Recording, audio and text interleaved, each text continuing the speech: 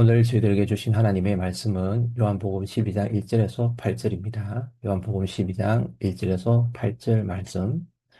6월절 엿새 전에 예수께서 베다니에 이르시니 이곳은 예수께서 죽은 자 가운데서 살리신 나사로가 있는 곳이라.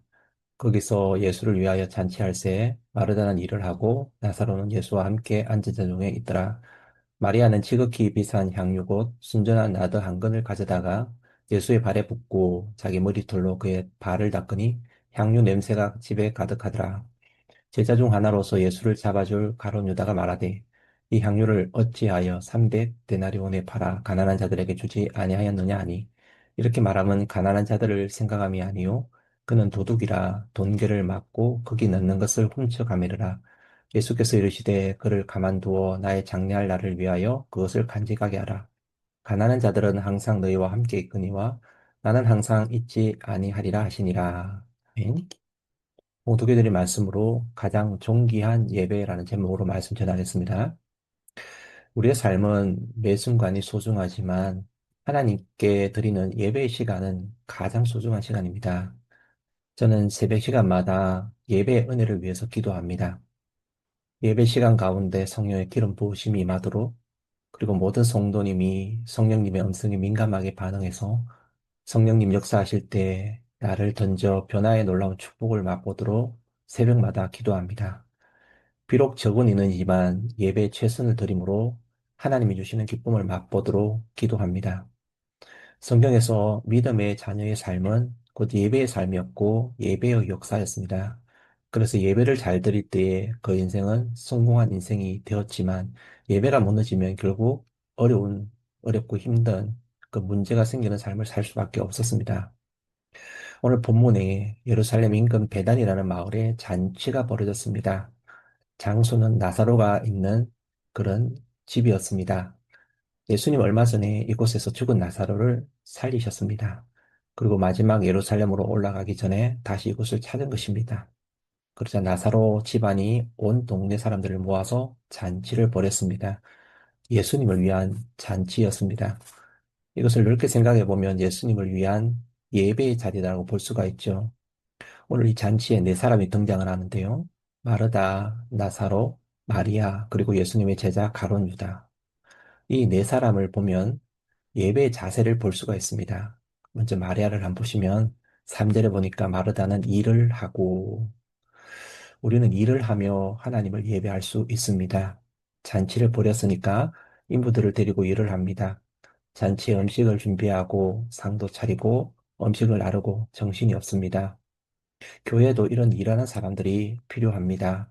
아침부터 간식을 준비하고 학생들을 가르치고 찬양과 기도를 또 준비를 하고 그리고 또 음향과 PPT도 준비하고 교회를 위해 일하는 이런 사람들이 얼마나 소중한 자들인지 모릅니다.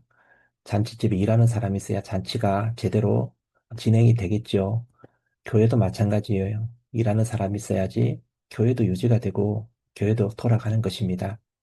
그런데 우리가 명심해야 될 것이 있습니다. 우리가 하는 이 모든 일이 단순히 일을 위한 일이 되어서는 안 된다라는 것입니다. 밖에서도 일을 하는데 교회에서 일을 해. 이런 마음을 가져서는 안 됩니다. 그러면 금세 지칠 수밖에 없습니다. 여러분, 우리가 하는 일은 이 모든 일을 통해 우리는 하나님을 예배하고 있는 것을 알아야만 합니다. 간식을 준비하며 하나님을 예배하고 있고요. 어린아이들, 학생들을 가르치며 우리는 하나님을 예배하고 있습니다. 찬양을 준비하며 하나님을 예배하고 있고, PPT를 넘기며 하나님을 예배하고 있는 것입니다. 교회에서 섬기는 모든 일을 통해서 우리는 하나님을 예배하는 인생이 될 수 있기를 바랍니다. 그리고 나사로를 보세요. 3절 하반부를 보니까 나사로는 예수와 함께 앉은 자 중에 있더라. 나사로는 주님 곁에서 있으면서 주님을 예배했습니다. 나사로는 예수님 곁에 머물며 말씀도 듣고 이런저런 대화도 나누었습니다. 특별히 나사로는 얼마 전에 죽었다가 살아났기 때문에 할 이야기가 많았을 것입니다. 그리고 예수님을 더욱더 사랑하게 되었을 것입니다.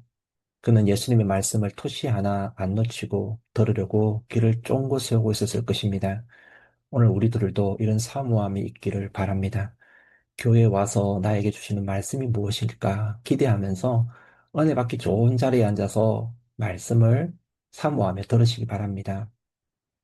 죽었다가 살아난 사람은 뭐가 달라도 다르지요. 이전에 지었던 죄를 철저히 버리며 예수님이 위해서 살려고 얼마나 노력하겠습니까? 여러분, 오늘 우리도 나사로와 같이 죽었다가, 육신이 죽었다가 살아난 존재는 아니지만은 영적으로 예수님과 함께 죽었다가 살아난 인생 아닙니까? 그렇기 때문에 예배 자리로 우리 주님 곁으로 나왔다면은 이제는 그냥 있지 말고 이전에 우리가 지었던 모든 죄를 철저히 버리기 바랍니다. 철저히 회개할 수 있기 바랍니다. 우리가 회개하지 아니하고 주님 곁에 예배하고 있다라고 말하는 것은 그것은 옳지 못한 모습입니다. 아무쪼록 나사로와 같이 다시 살아난 사람과 같이 우리 주님 곁에서 회개의 열매를 맺으며 살아갈 수 있기를 축원드립니다. 세 번째 이 자리에 참여한 사람이 바로 마리아입니다. 예수님을 향한 이 마리아의 예배는 매우 특별했어요. 그는 가장 존귀한 예배를 드렸고 예수님께 칭찬을 받았습니다. 3절을 보시게 되면 마리아는 지극히 비싼 향유 곧 순전한 나드 한 근을 가져다가 예수의 발에 붓고 자기 머리털로 그의 발을 닦으니 향유 냄새가 집에 가득하더라. 그녀는 지극히 비싼 향유를 가져다가 예수님을 섬겼습니다. 그 퀄리티가 얼마나 높은 향유였는지 냄새가 온 잔치집에 가득했다라고 이야기하고 있습니다. 온 은혜의 교회에 가득한 것입니다. 그런데 마리아가 이렇게 주님께 값비싼 향유를 드리는 모습을 보면서 못마땅해 하는 제자가 하나 있었는데요. 바로 가룟 유다였습니다. 이 가룟 유다는 이 여인을 보면서 딴지를 겁니다. 5절을 보니까 이 향유를 어찌하여 300데나리온에 팔아 가난한 자들에게 주지 아니하였냐 하니 유다는 이렇게 말하는 것입니다. 그것을 왜 한 방에 들여 낭비를 하느냐? 그거 팔아서 돈으로 줬으면 가난한 사람 수천 명은 도와줬겠다. 이런 말을 하고 있는 것입니다. 어떻게 생각해 보면은 그럴싸하게 들리죠. 유다가 매우 생각이 깊다라고 생각할 수도 있어요. 근데 그것은 잘못된 해석입니다. 그의 마음은 순수하지 않았습니다. 그리고 예수님을 위한 마음도 아니었습니다. 그는 돈을 너무 밝히는 사람이었어요. 자기 이익에 너무 밝은 사람이었던 것입니다. 지금 사람들 앞에서 이런 말을 하는 것은 진짜 가난한 사람들을 위해서 하는 말이 아니라 돈이 탐났기 때문인 것이죠. 6절 말씀이 그것을 나타냅니다. 이렇게 말함은 가난한 자들을 생각함이 아니요. 그는 도둑이라 돈귀를 막고 거기 넣는 것을 훔쳐가매르라. 속이 시커먼 존재였다는 거예요. 말은 돈지르하게 남을 위하는 것처럼 하는데 그 속은 도둑이 앉아 있는 것입니다. 어떻게 하면 사람을 이용해서 네 배를 채울까 이 궁리만 하고 있었던 것을 보게 되는 것이에요. 여러분, 유다를 보면 알지만 사람이 물질에 눈을 멀어버리면은 곧 변질되고 마는 것입니다. 모든 행위가 돈으로 보이고 돈을 위해서 뭐든 할 수 있는 존재가 돼요. 여러분, 아무리 신앙생활 오래 해도 물질에 눈을 멀어버리면은 답이 없어요. 믿음도 없고 하나님도 없어요. 그래서 성경에 탐욕을 우상 숭배다라고 말하고 있는 것이죠. 우리가 잘 아는 성경의 이스라엘 초대 왕 사울을 한번 보세요. 여러분, 사울이 왕이 되었는데, 왕이 되면 모든 것 다 가진 사람이 되었잖아요. 그런데 여전히 그가 물질에 눈을 멀어버린 것입니다.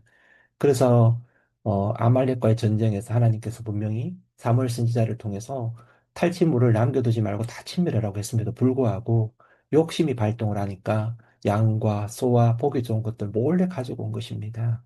이게 무서운 것이에요. 결국에 하나님께서 그의 위를 피했음을 보게 되는 것입니다. 지금 유다가 어떤 모습입니까? 지금 유다는 어떤 자리에 있습니까?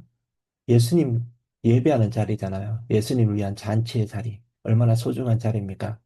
근데 이 예배의 자리에 주님을 위하는 마음은 하나도 없고 유다의 마음은 내 배를 어떻게 하면 채울 수 있을까? 그 생각밖에 없는 거예요. 정말 잘못된 모습 아니겠습니까?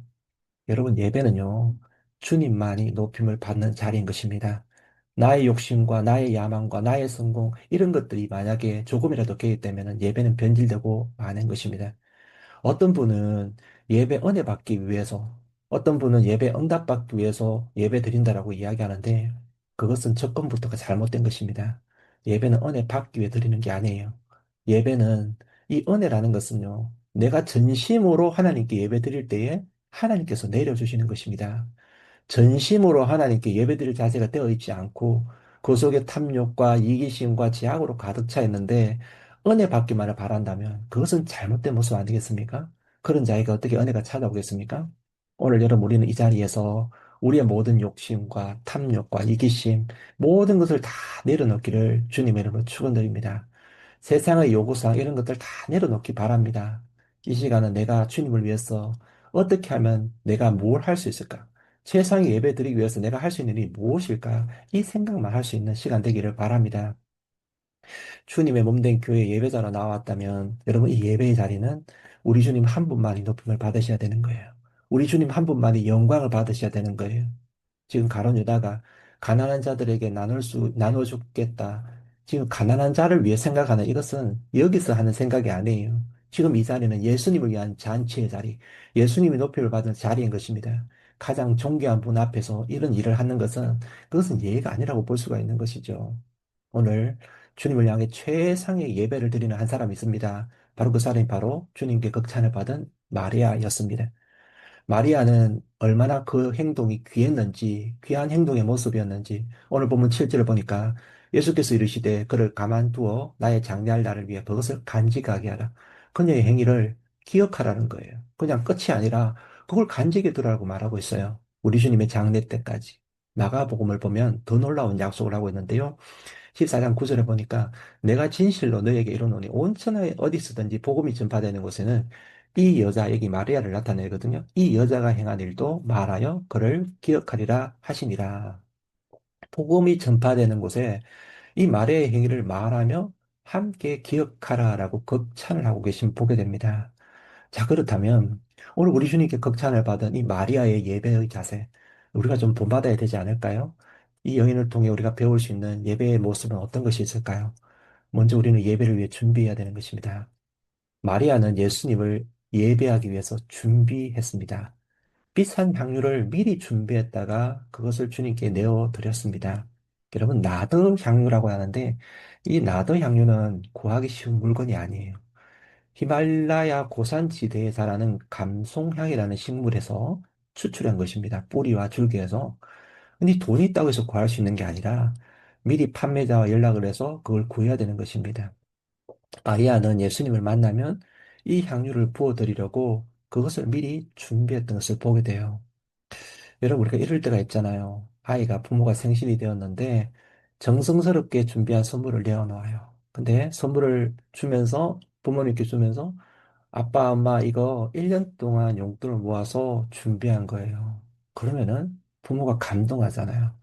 즉흥적인 선물도 물론 받으면 기분이 좋지만 1년씩이나 용돈을 모아서 준비한 선물이라면 얼마나 그 마음이 귀하겠어요. 지금 마리아의 이 마음이 귀하다는 것은 우리 주님께 이 소중한 예물을 드리기 위해서 준비했다는 것입니다. 거기에 모여있는 다른 사람들은 잔치를 즐길 줄만 알았지, 좋아할 줄만 알았지, 기뻐할 줄만 알았지, 먹고 마실 줄만 알았지, 주를 위해서 무엇을 드릴 수 있을까 아무것도 준비하지 못했던 것입니다. 하지만 마리아는 잔치 즐기는 것에 만족하지 않고 주님을 위해 특별한 사랑과 헌신을 준비해서 그것을 드렸던 것입니다. 오늘 여러분 우리도 이 자리에 나와서 준비된 자세로 우리 주님께 나아갈 수 있기를 축원합니다. 이 자리는 저를 만나는 자리도 아니고 다른 누구를 만나는 자리도 아니에요. 가장 존귀하신 예수님 만나는 자리예요. 예수님 한 분을 예배하는 자리예요. 그렇기 때문에 존귀하신 그분을 뵙기 위해서 내가 뭘 준비할 수 있을까? 그 질문을 한번 던져보시고 우리도 준비하는 인생 되기를 축원합니다.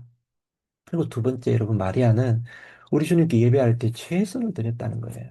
여러분, 마리아에게 우리 예수님은 참 하나님이셨고 구원자이셨으며 메시아였었습니다. 그녀는 그 분을 예수님을 그렇게 확실히 믿었습니다. 자기 오빠 나사로가 죽었다가 다시 살아나는 그 장면을 목격하면서 그의 믿음은 더 확고해졌습니다. 그녀는 단순히 마음으로만 예수님을 하나님으로 믿고 끝나지 않았습니다. 그녀는 나의 하나님이 살아계시는 동안 최선의 것을 드리고 싶었습니다. 그래서 준비한 것이 바로 나더 향유였어요. 여러분, 나더 향유도 최선의 것으로 준비해서 드렸던 것이죠. 가장 존귀한 분에게 가장 최선의 것을 드리는 거예요. 이게 예배자의 자세인 것입니다. 우리가 요한복음을 보면 하나님께 예배하는 자가 영과 진리로 예배하라라고 이야기하는데요. 여러분, 이 영과 진리를 한마디로 말하게 되면 최선을 드리라는 거예요. 최선. 가인과 아벨을 보면은 이 두 사람이 예배를 드리는데 아벨은 믿음의 제사를 드리고 가인은 믿음으로 드리지 못했습니다. 믿음으로 드린 이 아벨의 모습은 그의 최선을 드렸다는 거예요. 최선의 제물을 준비해서 최선의 마음을 가지고 하나님께 드렸다는 것입니다. 마리아는 본인이 준비한 최선을 우리 주님께 드렸습니다. 그래서 이 예배를 우리 주님께서 기쁘게 받으셨습니다. 여러분, 우리 하나님은 차선을 기뻐하지 않으십니다. 최선을 기뻐하십니다. 차선을 인간에게 드리는 게 아니라, 차선은 하나님께 드리는 게 아니라 인간에게 드리는 거예요. 하나님께 드리는 것은 최선이어야 됩니다. 그 이유는 무엇입니까? 하나님 외에 다른 것이 높임을 받을 수 없기 때문에 그렇습니다. 출애굽기를 맛보면은 20장 3절 이하에 너는 나 외에는 다른 신들을 내게 두지 말라. 너를 위하여 새기는 우상을 만들지 말고 또 위로 하늘에 있는 것이나 아래로 땅에 있는 것이나 땅 아래 물속에 있는 것에 어떤 형상도 만들지 말며 그것들에게 절하지 말며 그것들을 섬기지 말라. 나 내 하나님 여호와는 질투하는 하나님인즉 나를 미워하는 자의 죄를 갚되 아버지로부터 아들에게로 3, 4대까지 이르게 하거니와 나를 사랑하고 내 계명을 지키는 자에게는 천대까지 은혜를 베푸느니라. 여러분, 하나님을 예배하며 차선을 드린다면 그것은 다른 것을 우상으로 섬기고 있다는 것을 반증하는 것이죠. 가룟 유다가 예수님을 최선으로 섬기지 않고 가난한 자 운동한다는 것은 그것은 예배자의 올바른 자세가 아닌 것을 알 수가 있는 것입니다. 우리가 하나님을 최선으로 섬기고 예배한다면 하나님은 천대까지 은혜와 복을 베푸실 것이라고 약속하고 있는 것입니다. 오늘 우리의 삶 속에 주님을 최선으로 우리가 주님께 최선을 드림으로 말미암아 우리의 자다손손 우리 하나님의 은혜와 복을 받아 누리기를 축복합니다. 그리고 마지막 세 번째로 마리아에게 배울 예배의 자세는 바로 그녀의 예배가 십자가 중심이었다는 거예요. 예배의 자리에 와서 이 십자가를 만나야 됩니다. 십자가를 만나지 않으면 안 돼요. 여러분, 마리아의 모습을 보세요. 값비싼 향유를 가지고 예수님의 발에 그의 향유를 붓습니다. 그리고 자신의 머리털로 그것을 닦아드리죠. 여러분, 주님의 발에 향유를 부었다는 것은 십자가를 준비했다는 것을 말하고 있는 거예요. 나중에 예수님도 그녀가 내 죽음을 위해 그랬다라고 그 믿음을 칭찬했으면 보게 됩니다. 많은 제자들은 예수님 곁에 있으면서도 십자가 신앙을 가지질 못했어요. 하지만 마리아는 이 십자가 신앙을 가지고 있었음을 보게 되는 거예요.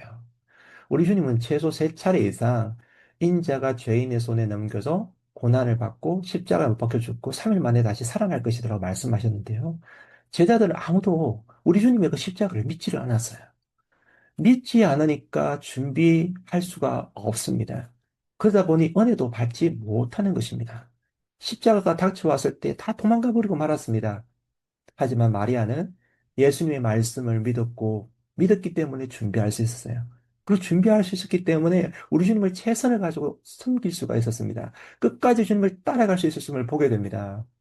그녀는 예수님이 흘리시는 보혈이 나를 위한 보혈이고 주님이 십자가를 달리시면 피가 모이는 곳, 그 발에 제상의 향유를 부어 드렸던 것을 보게 됩니다. 주님의 죽으심이 내게 가장 존귀한 죽음입니다. 그리고 자기 머리털로 닦아드린 것을 보게 됩니다. 이 머리털은 여인에게 영광으로 여겨졌단 말이에요. 그 머리털로 닦아드렸다는 것은 주님의 죽으심이 나에게는 가장 큰 영광입니다. 나의 영광을 우리 주님께만 돌려드립니다. 십자가의 은혜가 이 여인에게는 넘치고 있었음을 보게 되는 것입니다. 여러분, 사순절을 맞이하여서 이 십자가의 은혜가 우리들에게도 넘치기를 주님의 이름으로 간절히 축복드립니다. 오늘 여러분, 우리는 세 사람의 예배의 자세를 보았습니다. 한 사람이 잘못된 예배의 자세를 보았습니다. 특별히 마르다와 나사로와 그리고 또 하나님께 구별하여 드렸던 칭찬받았던 이 마리아의 예배의 모습을 보면서 오늘 우리도 칭찬받는 예배자로 온전히 세워져 갈 수 있기를 주님 이름으로 축복드립니다.